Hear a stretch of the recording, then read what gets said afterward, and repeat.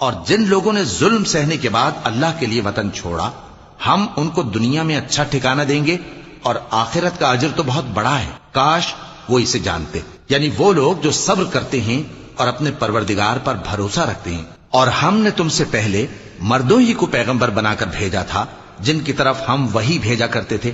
اگر تم لوگ نہیں جانتے تو اہل کتاب سے پوچھ لو، اور ان پیغمبروں کو دلیلیں اور کتابیں دے کر بھیجا تھا۔ اور ہم نے تم پر بھی یہ کتاب نازل کی ہے تاکہ جو ارشادات لوگوں پر نازل ہوئے ہیں وہ ان پر ظاہر کر دو اور تاکہ وہ غور کریں۔